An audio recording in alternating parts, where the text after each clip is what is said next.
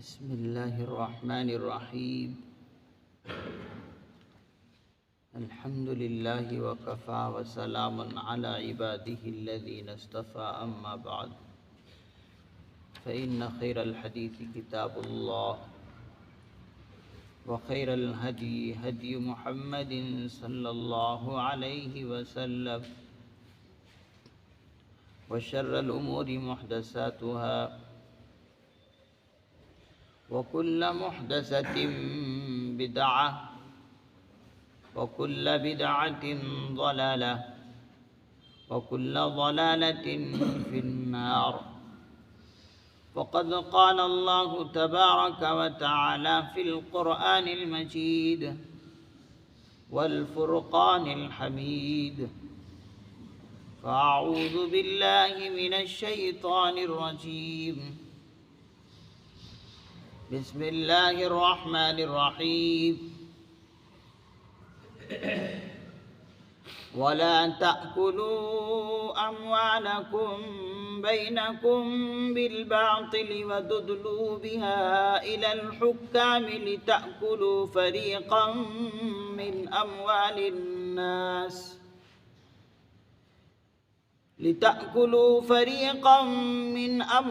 الناس بالإثم وأنتم تعلمون. يسألونك عن الأهلة قل هي مواقيت للناس والحج وليس البر بأن تأتوا البيوت من ظهورها ولكن البر من اتقى وأتوا البيوت من أبوابها واتقوا الله لعلكم تفلحون. صدق اللہ العظیم.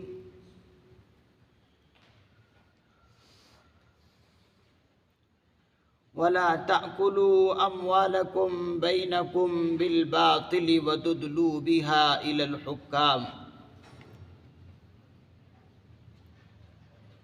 اور تم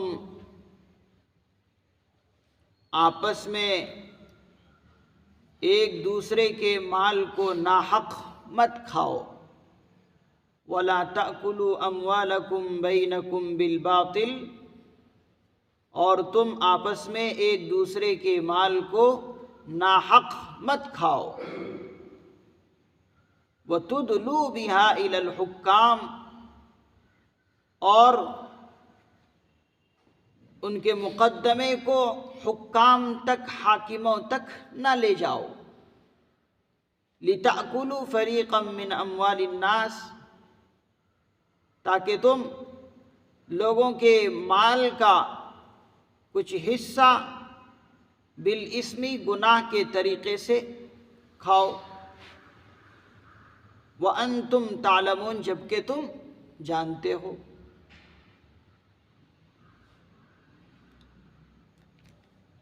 اوپر کی آیتوں میں اللہ رب العزت نے کئی مضامین ذکر فرمائے.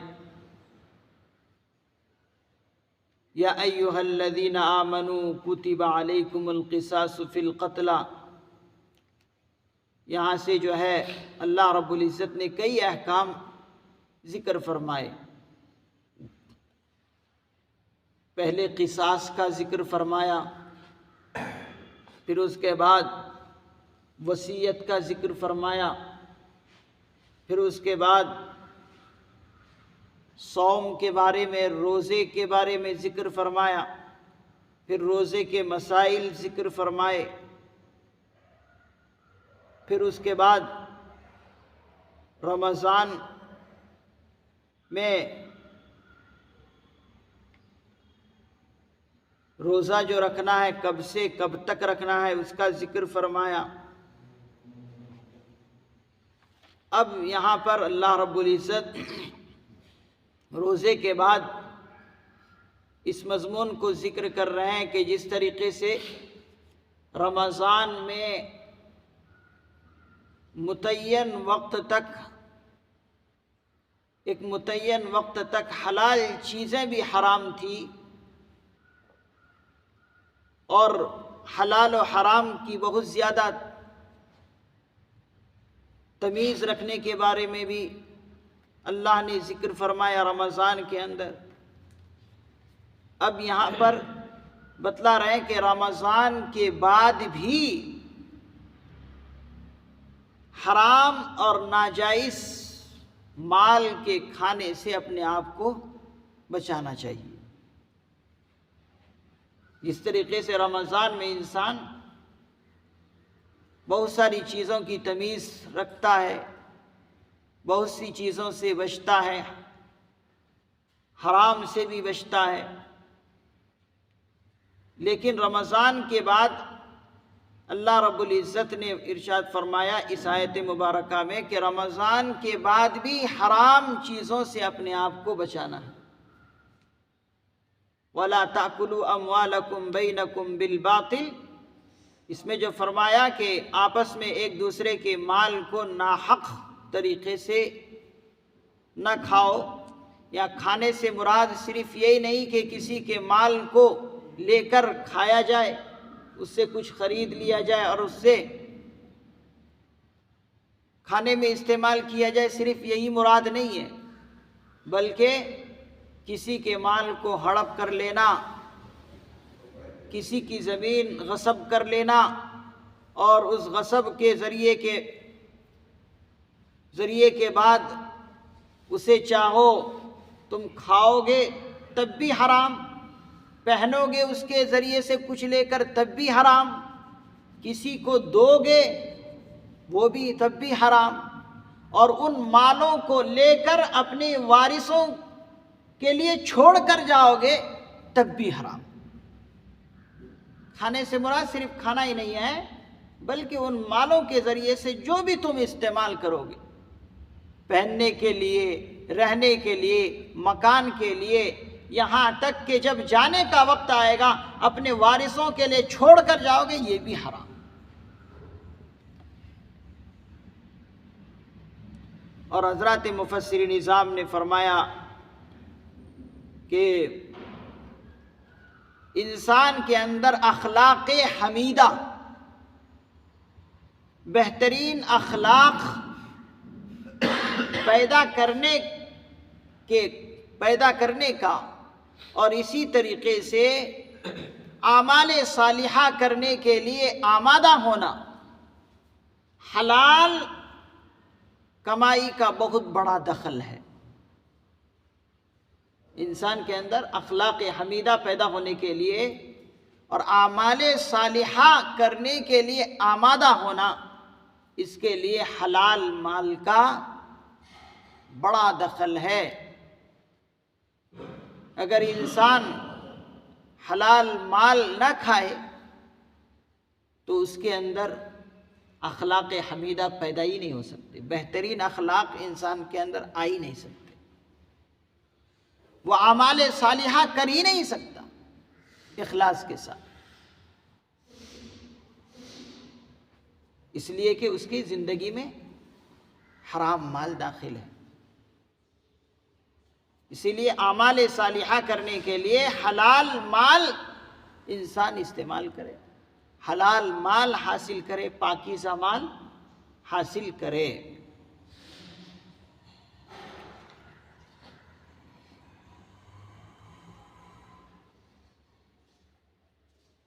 ایک صحابی نے اللہ کے پیغمبر صلی اللہ علیہ وسلم سے عرض کیا،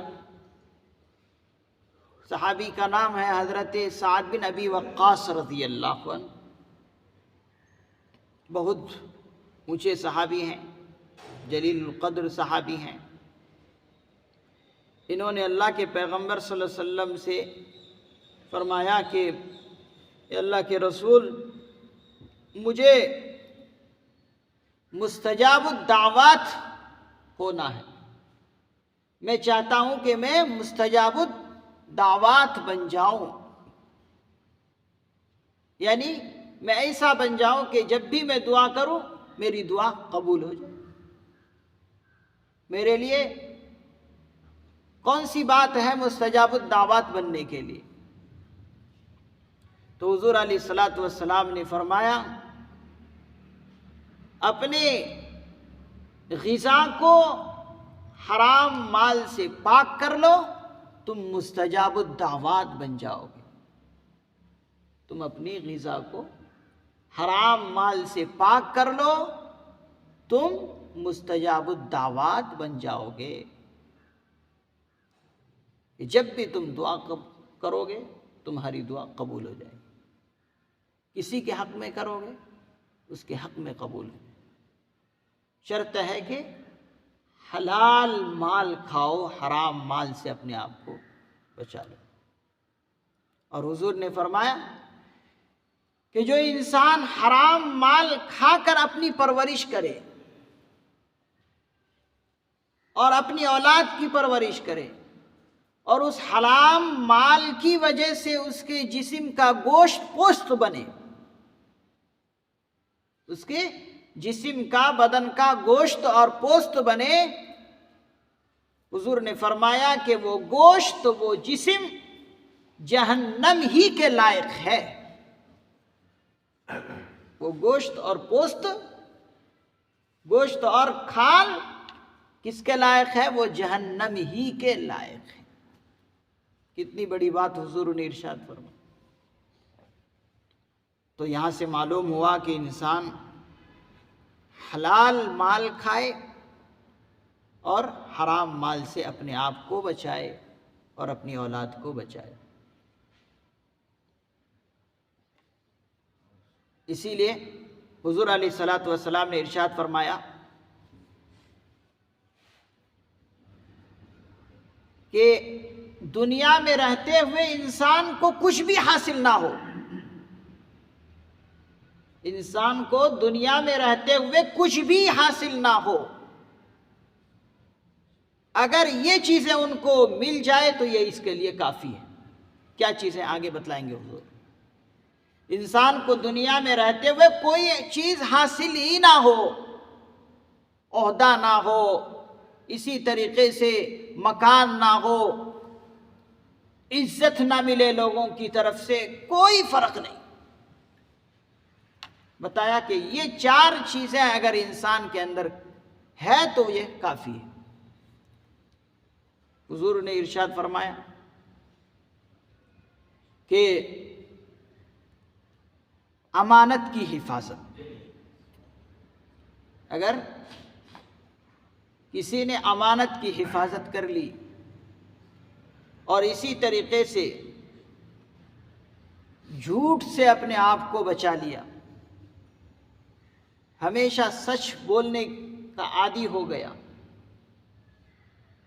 جھوٹ سے اپنے آپ کو بچا لیا، امانت کی حفاظت اس کے اندر ہے، اور اسی طریقے سے ایک اور چیز اللہ نے بتلائی، اور تیسری چیز انسان اپنے آپ کو حرام مال سے بچا لیا تو یہ اس کے لیے کافی ہے۔ جھوٹ سے اس نے پرہیز کر لیا، امانت کی حفاظت اس کے پاس ہے، اور اپنے آپ کو حرام مال سے بچا لیا تو یہ اس کے لیے کافی ہے۔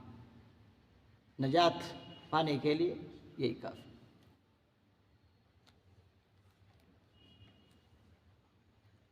اور بے شمار احادیث اللہ کے پیغمبر صلی اللہ علیہ وسلم نے ذکر فرمائے ہیں۔ اسی طریقے سے ایک اور حدیث ہے کہ اللہ کے پیغمبر صلی اللہ علیہ وسلم نے ارشاد فرمایا، حضرت عبداللہ ابن عباس رضی اللہ عنہ کی ایک روایت ہے کہ جب انسان کے اندر اس قسم کے خرافات آنے لگے تو اللہ رب العزت دنیا میں بے شمار بلاؤں کو نازل فرماتے ہیں، بے شمار برائیاں اور بے شمار بلائیں اور مصیبتیں نازل ہوتی ہے جب انسان کے اندر اس قسم کے خرافات آنے لگے۔ فرمایا کہ جب دنیا کے اندر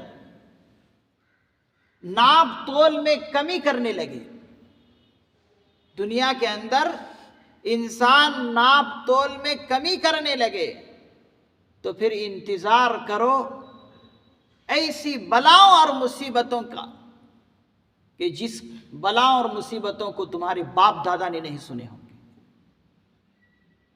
جب انسان ناپ تول میں کمی کرے تو پھر تم پر ایسی مصیبتیں آئیں گی، ایسی پریشانیاں آئیں گی کہ وہ پریشانی اور مصیبتیں تمہارے باپ دادا سنے بھی نہیں ہوئے آئیں گی۔ ایسی بیماریاں آئیں گی کہ جن بیماریوں کو تمہارے باپ دادا کبھی سنے تک نہیں، وہ بیماریاں آئیں گی۔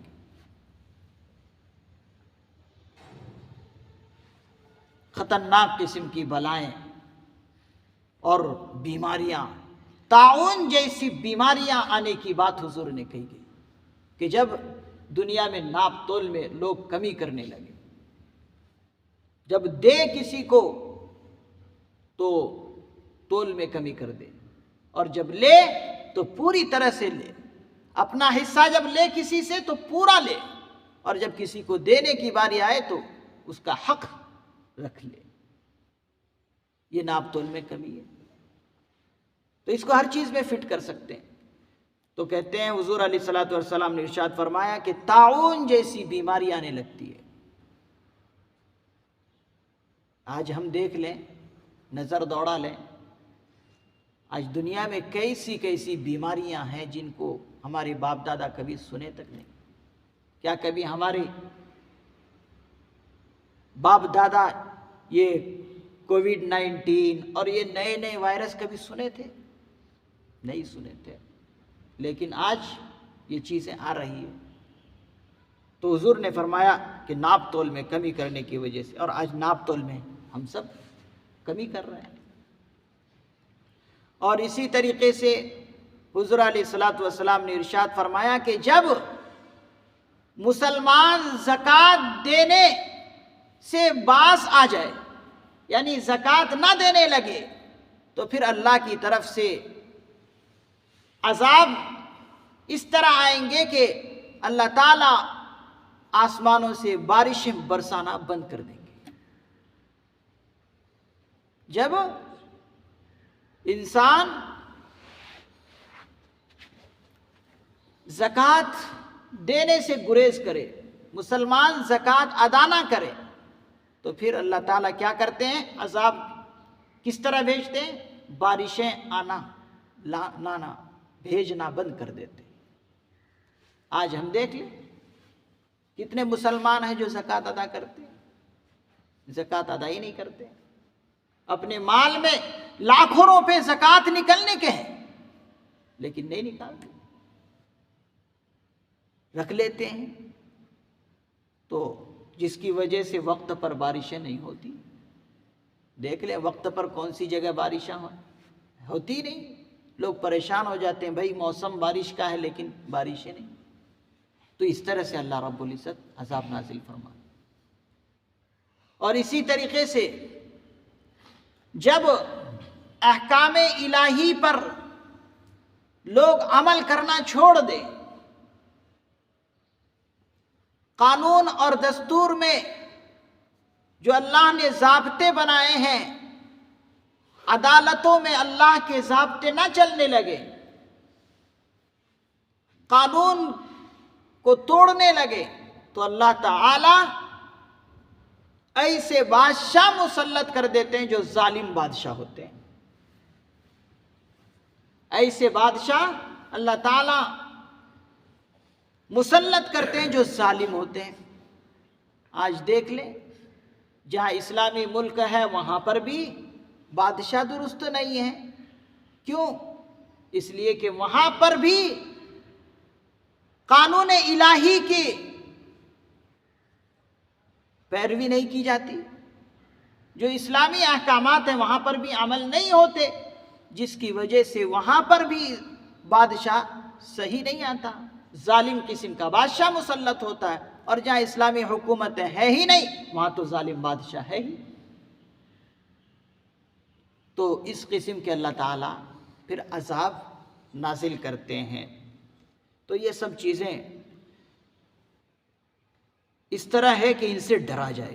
اسی کو فرمایا وَتُدْلُوا بِهَا إِلَى الْحُكَّامِ لِتَأْكُلُوا فَرِيقًا مِّنْ أَمْوَالِ النَّاسِ بِالْإِثْمِ۔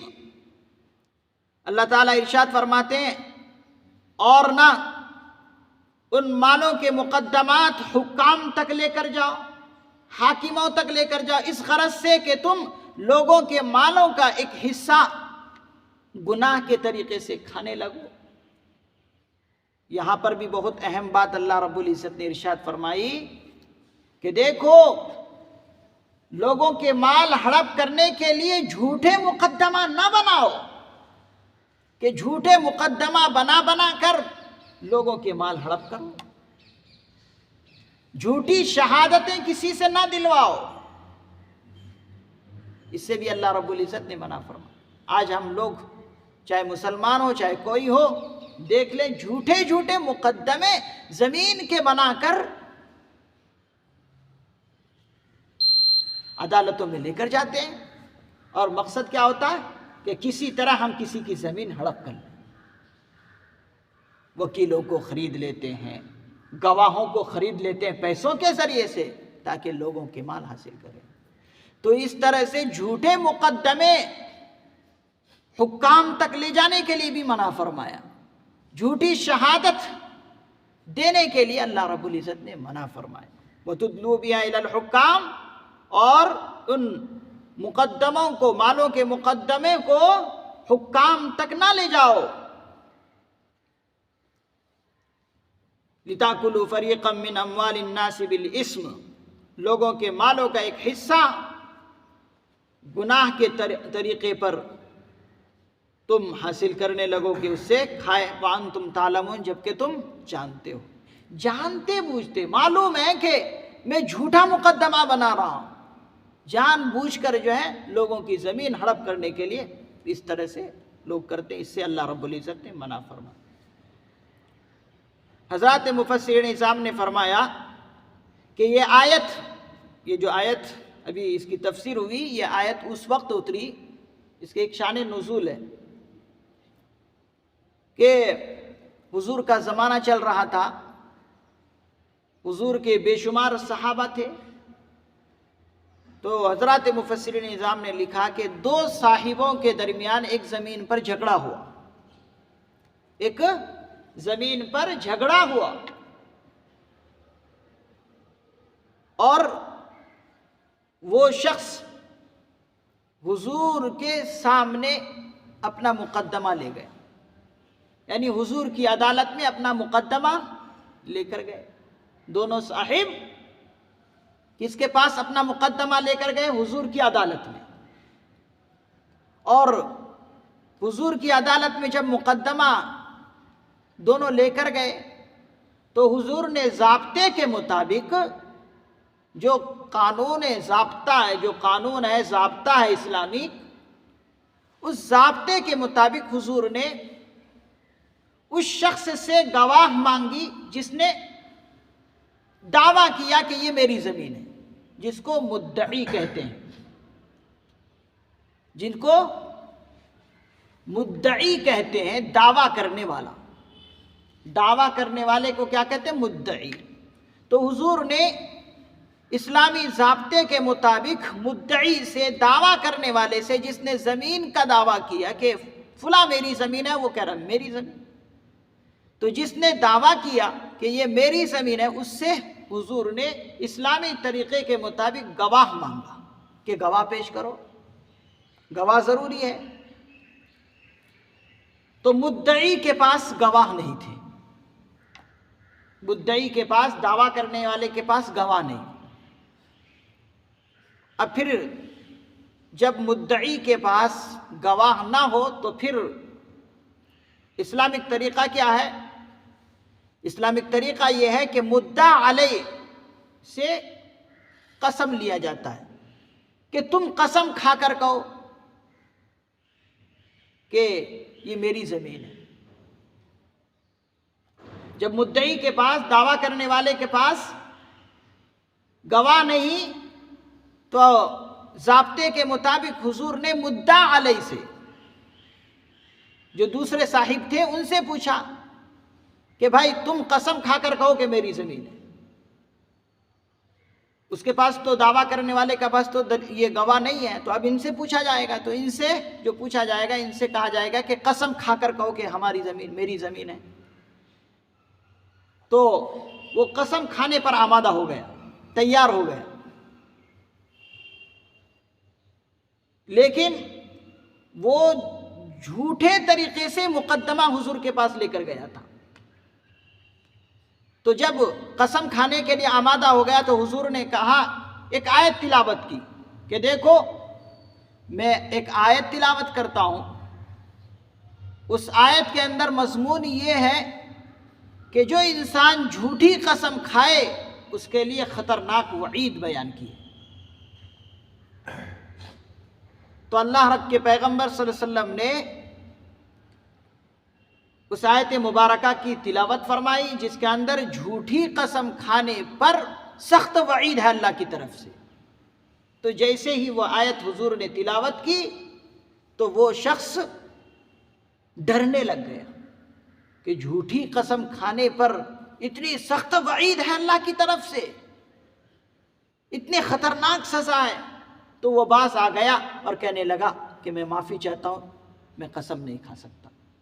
اب فیصلہ مدعی کے حق میں ہو گیا جس نے دعویٰ کیا تھا کہ میری زمین ہے، اس لیے کہ اب یہ قسم نہیں کھا رہا، اور قسم نہ کھانے کا مطلب یہ ہے کہ یہ اس کی زمین نہیں ہے، یہ جھوٹا مقدمہ یہاں پر لے کر آیا تھا. تو اس وقت اس نے کہا کہ میں قسم نہیں کھاتا، یا اللہ کے رسول صلی اللہ علیہ وسلم آپ اسی کو دے دیے زمین، اور زمین اس کی تھی. تو اس وقت یہ آیت اتری، کہا کہ دیکھو حرام طریقے سے جھوٹے مقدمے بنا کر کسی کے مال کو ہڑپ کرنا یہ سخت گناہ ہے. اگر تم کچھ مال حاصل کر بھی لیے تو وہ مال نہیں ہے، وہ جہنم کے انگارے ہیں جو تمہارے پیٹ میں جائے گا. تو اس وقت یہ آیت مبارکہ اتری ہے. تو اللہ تعالیٰ سے دعا ہے کہ اللہ رب العزت ہمیں حلال مال خود کھانے کی اور اپنی اولادوں کو، اپنی نسل کو حلال مال استعمال کرانے کی توفیق نصیب فرمائے. حرام مال کے ایک ایک لقمے سے، ایک ایک دانے سے ہماری اور پوری امت مسلمہ کی حفاظت فرمائے. سبحان اللہ وبحمدہ، سبحانک اللہم وبحمدک، ونشہد ان لا الہ الا انت، ونستغفرک ونتوب الیک.